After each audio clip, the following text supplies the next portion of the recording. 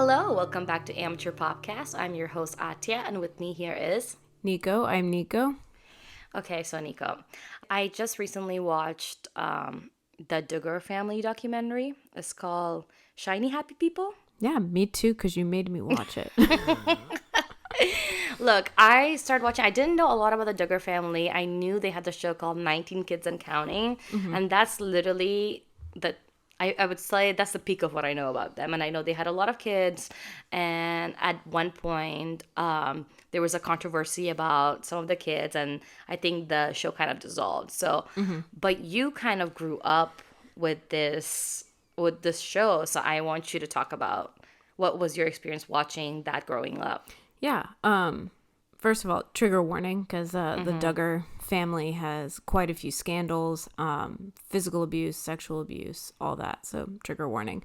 Yeah, I remember we watched them kind of like with this like, what kind of people are they? Because they were, and they still are, religious fundamentalists, like Christians, right? And then 19 kids. And I remember the episode where the mom was giving birth to the 19th child. She had to deliver 3 months premature. Wow. And then when she was pregnant with the 20th, they lost it. Like they couldn't find a heartbeat anymore. And I remember my parents and I being like, that is so irresponsible. Like, she's so old. Like, she should stop having kids. How old was she when she had her 19th kid or 20th kid? Probably in her 40s. Not that, like, I mean, she's had 18 kids, like, at this point, and it was dangerous, physically dangerous for her. So anyway, so we watched his family. We're like, they're so different from us. Their values are so different. I remember one comment my dad made was like, oh, look how well behaved and polite all their kids are. Unlike you do. And it's like, Like you and your sister. yeah. No, he didn't really say it like that. But I remember he felt very like it was a redeeming quality. Like, okay, you can be this weird and extremist because your kids come off as so lovely. Yeah. You know, and when you watch the documentary, you realize, yeah, it's because they're abused and submissive to an authority. Yeah, so for those of you that don't know, in this documentary, they talk about the two of the girls that came out that their brother had sexually molested them or touched them inappropriately in their sleep.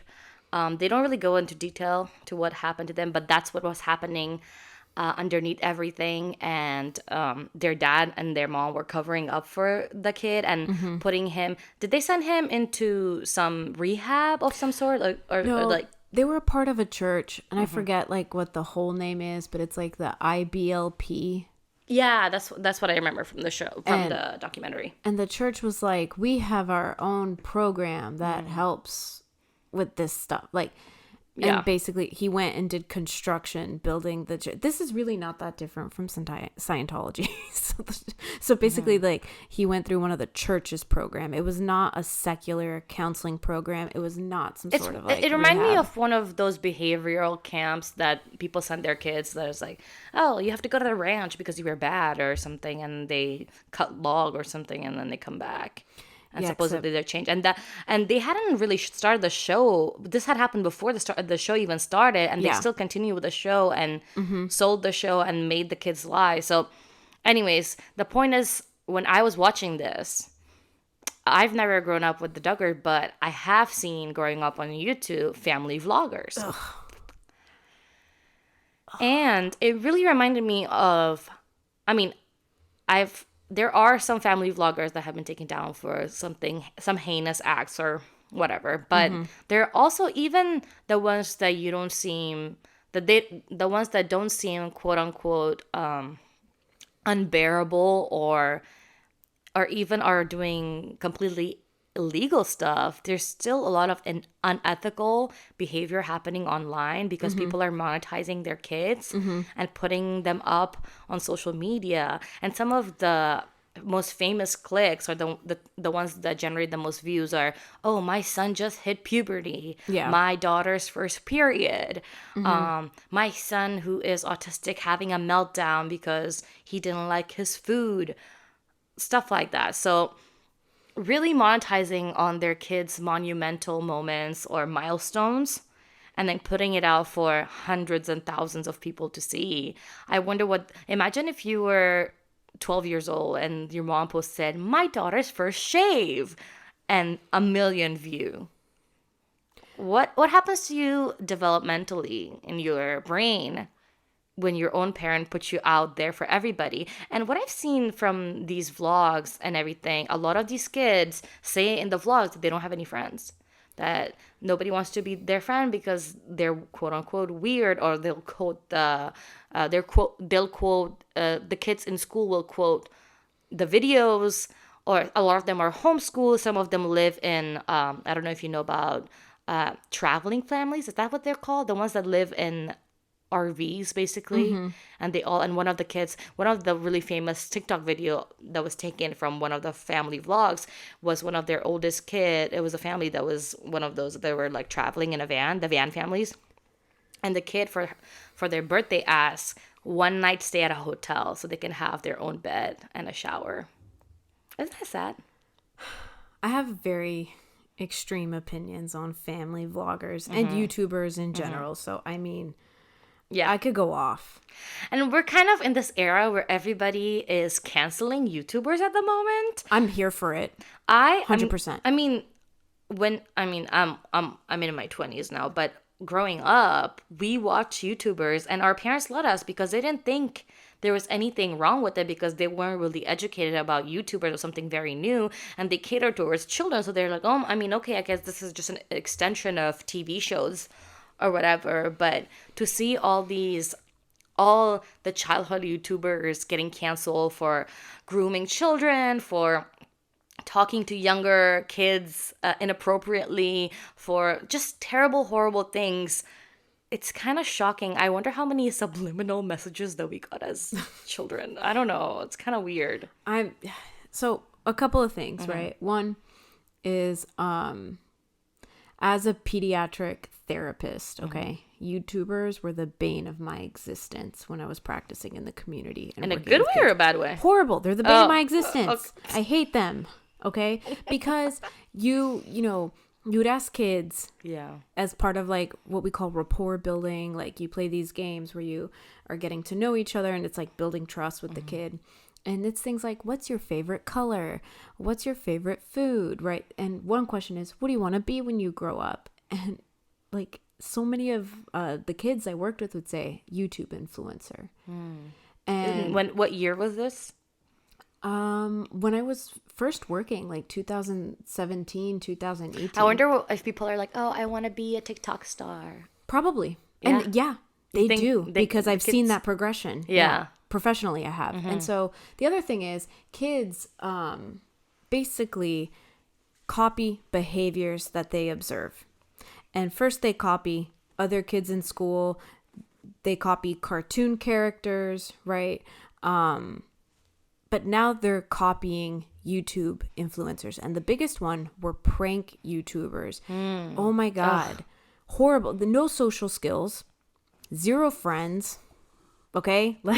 Like, so YouTubers in general, I just hate them. And then when you sprinkle in family YouTube YouTube vloggers, they're just like a special breed of like narcissism and exploitation. I hate them. So this episode, we're going to talk about two different family vloggers. They're not the most famous ones that you've known about. A lot of famous family vloggers, people don't have bigger scandals. But the one I have is the one that really shocked me, and the one I found out about 2020. And I never watched their videos before the scandal happened. So I was not somebody, they were catering towards moms that were having babies or children or whatever. I don't know who they're catering towards, but she has like 5 kids.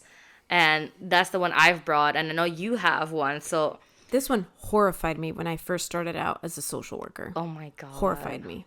Ugh. Because that's when the scandal broke out. Do you want to go first? Should I go first? You go first. Okay. So this is the Stauffer family. The Stauffer family, they started gaining traction because they adopted this Chinese baby from China. And they were told this baby is special needs. and this baby was 2 years old. So before this, the mom and the dad, they were posting, they had already had I think 2-3 kids at this point. Before they got Huxley, they named the baby Huxley. They renamed the baby, which With a wonderful, culturally appropriate name, might I I just add. think such a weird name, but whatever. So they did an evaluation of the baby before adopting the baby, and the doctors told them, "Hey, you should not adopt this baby because this is a special needs baby, and it's going to be a lot of work. Are you sure you're ready for this?" And they were basically like, "Oh, God told me, blah blah blah blah blah." Ugh. Just stop right there. That first problem. Sorry to anyone who's religious, but go on. And they decide to adopt the baby regardless of what the doctors told them or what the adoption agency told them. At this point, they thought the baby had a tumor in his brain, which is interesting because it ended up not being a tumor. So I've even questioned their intention of when they heard that this baby had a tumor. That were they like, Clicks. yeah, or it's not gonna be a long haul. Oof, that's I know dark. that's dark, but what I don't think happens you're later, wrong. I'm gonna tell you what happened, and then you can tell me your opinion if my thought of me having this thought is outrageous or not. Okay, I'm ready. Go. Tell So me. they get this baby in 2017. They raise money online for this adoption. I think some of the money is their own. They didn't raise a lot of money. They weren't that famous until they posted this video of, it's called Huxley Gotcha Day, which got a lot of pushback. First of all, the name, because it was a lot of adoption agencies and different adoption activists were like, this is a really bad headline. But a lot of other people were also doing like so and so's gotcha day, which is, so the baby was at this point 2 years old. He didn't know any English. He only knew Chinese. He comes from China. They put this whole video up. It gets about 5.5 million views. So they suddenly become from lower end YouTubers to higher tier YouTubers. Okay. Soon this whole so he's gonna be their fifth baby, and the other four, 5 babies? yeah, but they're not Five actually children. babies. I know. Sorry, I'm sorry. I'm not. Yeah. Their kids are older, but Yeah. this is the baby. The other kids are biological children. So when Huxley comes in, they try to teach him English without learning any Chinese. So they don't get him any tutors that could help them manage between them to communicate with this baby. So they're really trying to teach the baby. I guess at this point it's a toddler. Is it 3-year-old? Toddler. Toddler. Yeah. So the toddler English. And he's having a lot of issues. So they also find out during this time that he doesn't have a tumor. He gets diagnosed with autism. At this point, they have about 500,000 subscribers. Everybody's really following Huxley's journey with them, and they're sharing every single step of the way, what he's doing, how he's developing. There's some cute videos of them where they're trying to teach him how to say things in English and then giving him a treat, and he's laughing and he's really having fun.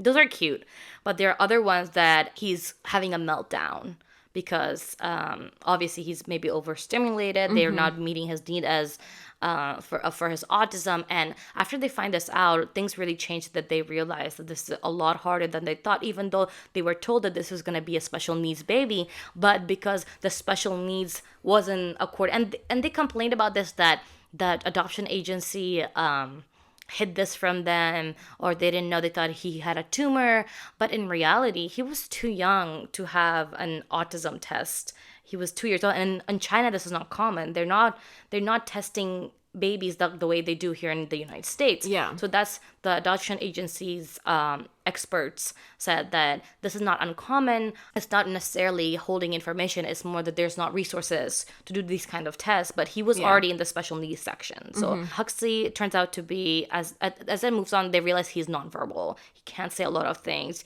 So it gets really hard. They show a lot of his meltdowns. And the other thing that they complain about a lot is that he had food insecurity because he was obviously in not foster care, but Orphanage. an orphanage. So he was really, really anxious about food. She's always crying, and there's a video of them like complaining about he's always eating.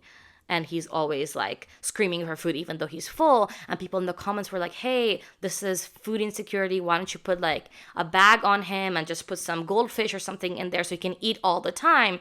And so people on the internet are telling them these things like, hey, he has insecurities. It's a trauma response. It's a trauma response. So this baby was like really crying all the time. And then there's one thing where she was like, it's really expensive for his therapy and everything is really expensive. But in the same video, people did a search of her clothes and her bracelets, and then the whole total thing came to like $4,000, what she was wearing on her body, just her jewelry and her clothes. She's like, this is too expensive, yada yada. So eventually, slowly, the toddler stops appearing on the videos. And people are like, hey, we haven't seen Huxley in a while. We are really concerned about him. Could you put him on? The dad and the woman, they both they talk about how he has a lot of meltdowns, so we don't like putting him on videos anymore because he's having a meltdown and I feel really bad.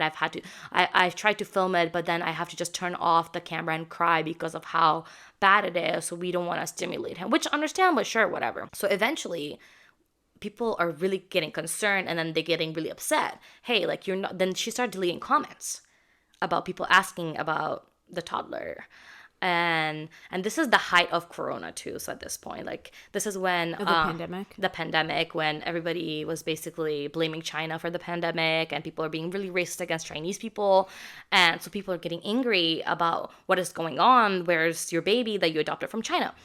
And then they make a video. They are wearing white. They're sitting in this really beige background to appear angelic. This is a very PR move, right?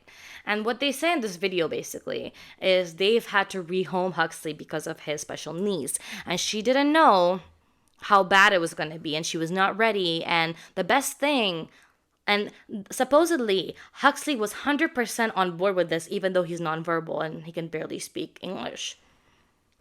So they find somebody, which actually, I guess in Huxley's case, is good for him, that they find somebody that was a special needs teacher before, and they're a mental health professional, and they can really take care of this baby. So they give the baby to this person.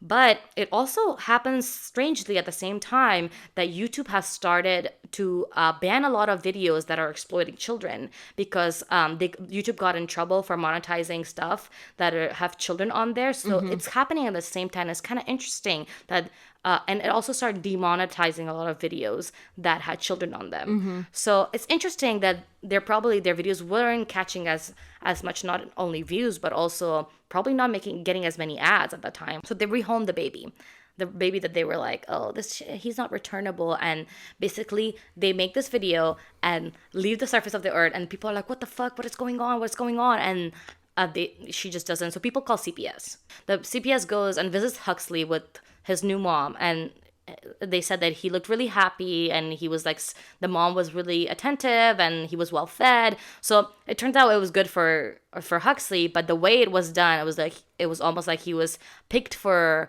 views and then just tossed aside. So I will say, I know people who became foster parents, and some people ended up like adopting the foster kids, and other people couldn't. I mean, like, it was very difficult. It was an extremely difficult and heartbreaking decision to basically be like, I can't do this, right?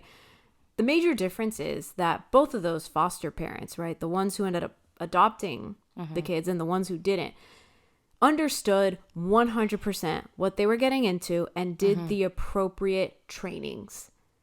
They got the help. They did everything. Oh, and she said in one of the videos, she said she only got 1 day of training. She didn't know what she was getting herself to. It was an online video, and it was a few hours long. So I can't speak for that adoption agency, but like, they were not. And of course, it's different adopting versus fostering, because when you're fostering, the child is the ward of the state. So you can't post. But it's also, you have to remember, this adoption agency is probably in China. There's different. Yeah, it's different. Yeah. So, but basically, like, they weren't trying to monetize the kids, right? Like, there was more protection. There was more effort. This is like a YouTube family that was told, like, this child has special needs. This is an intense thing. Like, can you handle this? Oh, yeah, like whatever. And other things people were concerned about, I think the one time they put a video of the kid with one of his thumbs were duct tape, both of his thumbs, or maybe one of them, I don't remember. Because, and their justification was like, well, he's sucking on his thumb, so we're trying to... That's a comfort thing So for they children. duct tape his thumbs. And people get really angry on the comments, and then they apologize for that. And I told you about the food insecurity where he was crying and screaming for food, and they were basically getting annoyed at him or being just talking to him really demeaningly. There's other videos that people were concerned where they're all going shopping and they buy all of their kids something, but they don't buy Huxley anything. And then they're like, oh, did Huxley not get anything? It's like, oh, he can just share with the other kids. Stuff like that. So there's like minor things that in hindsight that people were outraged about actually did make sense. And again, like people online, you could say like, oh, why are they meddling? But if you're going to share a kid's journey from them being adopted, I think people feel almost kind of like an attachment to know that they're okay. Yeah. Well, on top of it, it became very clear to, strangers on the internet that this child was simply a prop for this family. Yeah. That's it. Like, that's all this child was. I wonder, this is so sad, but that must be so traumatic to not only be like moved from your home country, not know any language, and then also have like the special needs, then have somebody that you get attached to and think of you as your parents, them abandoning you because of your special needs or treating you poorly because you have trauma, because you were in an orphanage or that you were abandoned to begin with. I wonder what that does to you developmentally. That must be not great. It's not good. Ugh. And so how long did they have Huxley? 3 years. So when was Huxley given away? When he was 3 or when he was 6? So he was 6, yes. Yeah. Oh my god. So they adopted him in 2017, gave him away in 2020. Yeah. Oh my god. That's my other thing, right? If that was, I'm sure it was hard. I'm not saying it wasn't hard to have a special needs kid, and I'm sure that she wasn't prepared for it, or they both weren't prepared for it, right? That's very clear that they're I'm not. sure even if they got training, you're not really fully prepared for it. Yeah. But if it was your biological child, you can't rehome them. So when you're having kids, that's my other thing. I mean, you technically could, but most people don't. yeah. And her other thing was she couldn't film videos anymore because of Huxley, or that her lifestyle was, she thought like, oh my god, are we gonna have to like sell our home? Are we gonna have to do this? So this is too much. Huxley was cramping their style, their lifestyle. And they got pregnant again. Oh. With a perfect child number 5. Yeah. So it just wasn't. It didn't fit their lifestyle, so they just got rid of him. I just don't understand how. I think that's the other thing. I've seen a lot of people that are like adults that have been adopted, even though they love their adoptive family and they see them as their own family, they still talk about how there's still adoption trauma. Yeah. Even if your family's loving, even if your family is kind and you see them as your own family, there's a trauma associated with adoption. Yeah. So a lot of people that, especially these family vloggers, will go adopt kids just for fun or for views, and they aren't really necessarily doing it for the kid or even to be responsible parents. And that's the other thing that I feel like social media and YouTube especially has egged on. Almost they have given a platform, and that's so sad that people are adopting kids that are already traumatized to traumatize them more and then get rid of them. Well, I can do you one better. Oh my god. Have you ever heard of the Martin family? No, and I don't want to, but I chose this topic. You did choose this topic. You did choose It's just this like, topic. It just makes me so sad. Okay, Martin family, what did you do? Were you a good, loving family? No, they were at the center of a child abuse case. Oh, right off the bat. Right off the bat. Okay, so. Was it a misunderstanding? No, it was not. Okay. All right. So basically, there was a YouTube channel called Daddy of 5. And this scandal really erupted in 2017. This is when I first got licensed and became a practicing social worker. So the channel followed the Martin family, consisting of parents, Mike and Heather, Heather's 3 children from a different relationship, and Mike's 2 children from another relationship. So they were a blended family. Okay. The family uploaded videos posing as family vlogger / prank channel. Oh, I hate prank videos. Okay. But they quickly came under fire for recording and posting their emotional and physical abuse of the 2 youngest, which were Mike's kids. Whoa. Okay. How old were these kids? Do you know? Young. Oh. Okay. Young. Like 5, 6. Okay. Do you want me to read what these, quote, pranks were? Oh my God. Okay. I'm going to do it. Okay. So, trigger warning for everyone. Oh my God. Okay. These included the male child being thrown into a bookcase by his father, being repeatedly thrown and body slammed by his older stepbrother at the urging of their father.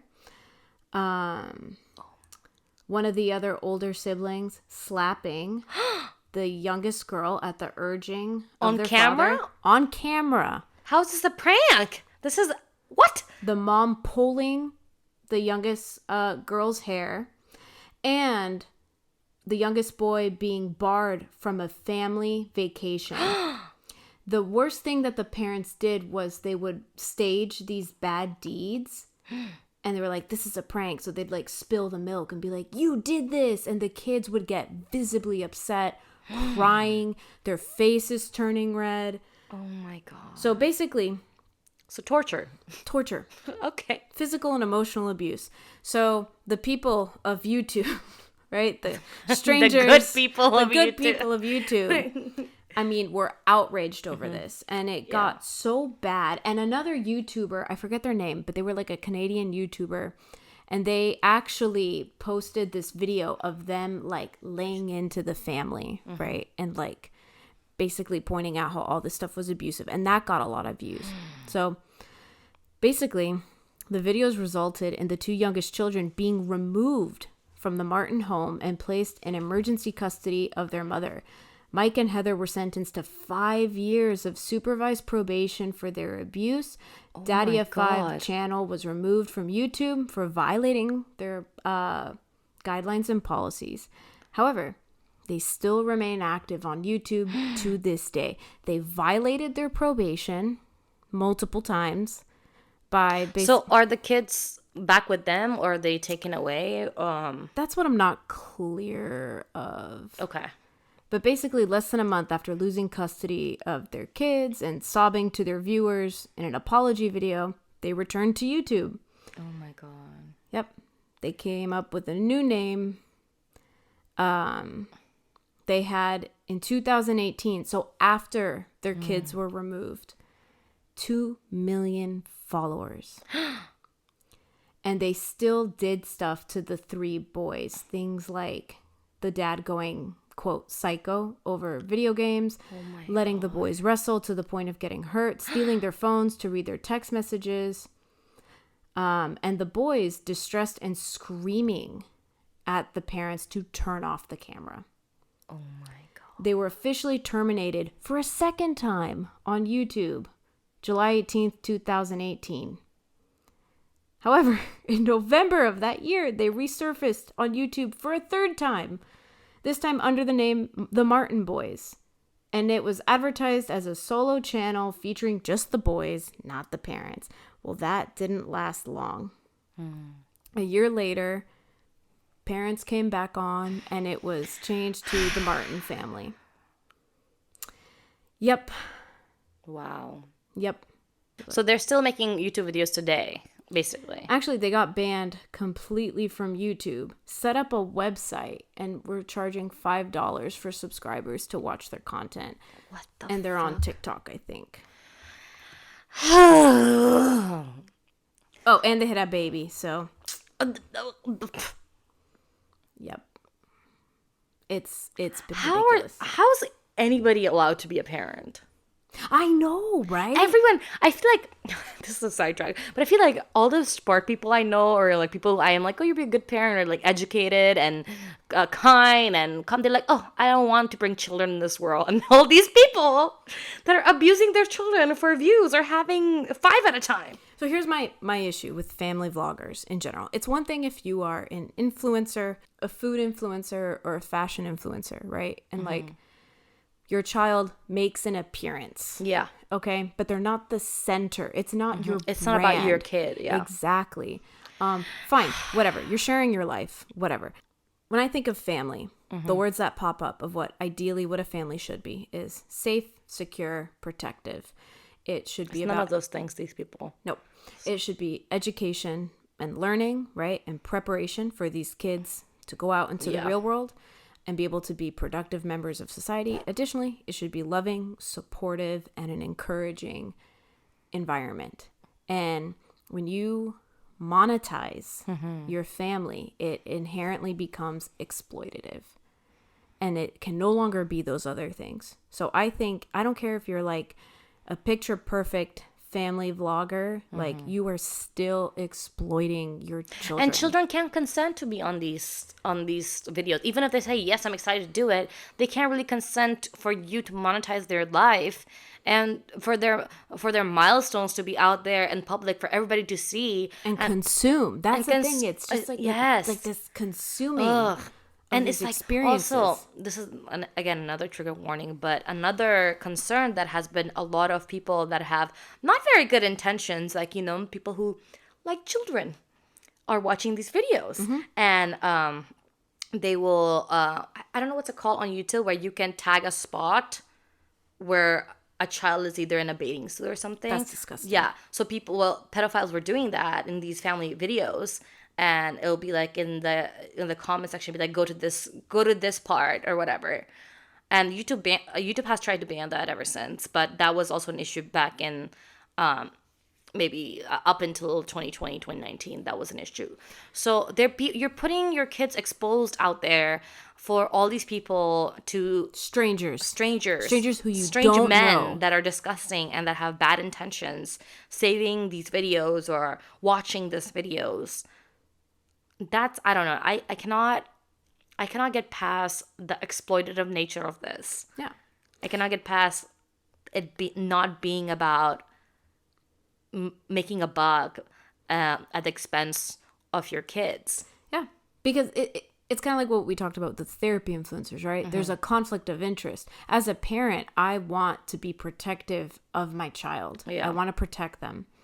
I want them to grow up in a safe and loving environment, right? Yeah.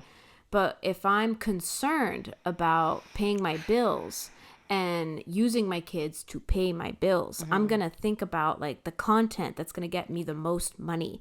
And the content that gets the most money are the things that are the most intrusive and invasive and that could be perceived as funny. So like, I mean, and can the child consent to that? No. I mean, children don't, like we saw in the Duggar documentary, the parents were signing for the children when they were minors.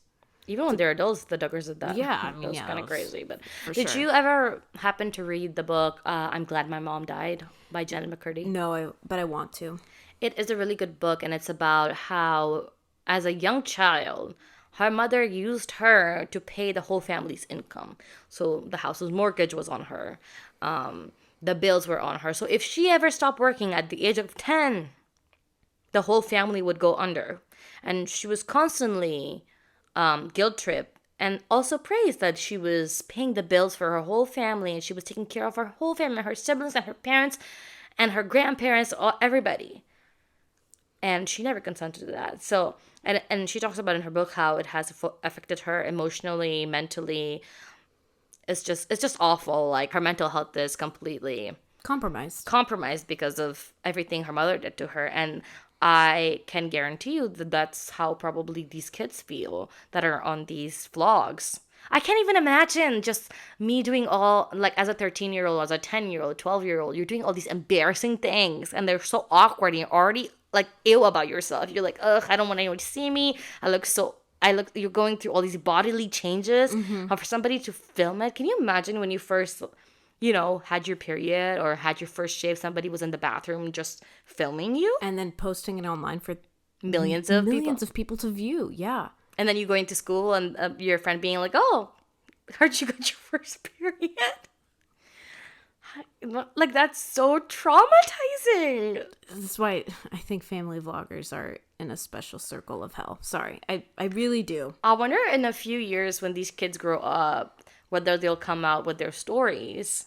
I'm sure they will. And how it affected them. I'm sure they will. There have been some kids that are teenagers now that have blocked their family and they don't speak with their family anymore, or they've cut off all contact with their family. But, it's interesting that we're talking about this because Omer and I started watching Succession. Mm-hmm. We've just finished season 1, so we're very late to the party. Yeah. But you see, like, when you enmesh family and money, it's just horrible. The relationships that should be loving and supportive end up being cutthroat and not that Succession is like a template for real life, but it's basically like you just see those dynamics play out. It's no longer like family values. It's like business values, money value, like. Except with family vloggers, everybody's a minor. Yeah, that's the worst part. Yeah. And now your face is plastered everywhere, and you don't even have full consciousness about life, and you're like, oh, I guess everybody knows everything about me except me. No, I don't like it. I don't like it at all. I have strong opinions too about just like children on social media, but that's a conversation for a different day. But I think family vloggers take it to a completely another level because it is so public. I think it's abusive, and I think it's inappropriate. No, I 100%. And I think it's abusive. I don't understand why we haven't put why channels or platforms like YouTube has completely demonetized these videos so people stop making them. I guess it makes them a lot of money, but I mean, and the thing is, it's on us as consumers to not consume that. But even content. if you and I, normal people, don't consume it, there's awful, horrible people that are consuming it for other reasons. Like, I know. So there's always a market. Ugh, this is too dark. This episode is really dark. Sorry, guys. We didn't really crack any jokes. We were just... I'm sorry. But also not sorry, because this is important to know. Because what if somebody is really aching to start a family TikTok or a family vlog? And really think about it. Really think about it. Do you want your kids to hate you for the rest of your life? I guess some people do. Some people don't care. They're like, oh, well, will I be a millionaire? I guess so. Oh, but it's just, I think there should be, my opinion, right? And I am a pediatric social worker, perinatal social worker. I consider this my expertise. There should be clear boundaries between money, business, all that, and family. When you enmesh them, you're really screwing up everyone's mental health, their sense of self, and the relationships, because the relationships are no longer safe. I also think we're not evolved to be scrutinized or watched by a million people. We haven't, I feel like technology has basically this light years ahead of who we are, like mentally and physically. Because I feel like me being spectated by 10 people, 20 people that I know is different than being having a million spectators about everything you do. That is insane. That has to demolish your psyche completely. I don't know. I think so. And when you're a child and you're exposed to that, it's not even just like your stuff being put on the internet, but then you're exposed to comments. You're exposed to people judging you. People making comments about your body No. My gosh, no. Family vloggers are the worst. I've never watched them. I just always click the article when inevitably there's a controversy about one of them. When they're not. Anyways, okay. So for our listeners at home, Nico, what suggestions do you have if they are thinking about starting a family vlog or putting their children up online for monetization? Okay. Couple of things. One, don't do it. Don't do it. Makes you But I really want to, Nico. Okay, then you know what? Invest all that money that you're earning into a very, very, very good lawyer, because you're gonna need it. Okay, thank you so much. Okay, let's take it out. I don't know if I can after this. Okay. We're really sorry for this episode. This is all Attia's idea. It was a good episode. I think so. If you've watched family vloggers or want to share what your opinions are on family vloggers, go ahead and email us at amateurpopcast@gmail.com. Don't forget to follow us at amateur_popcast on Instagram. And we are on Spotify, Apple Podcast, and YouTube.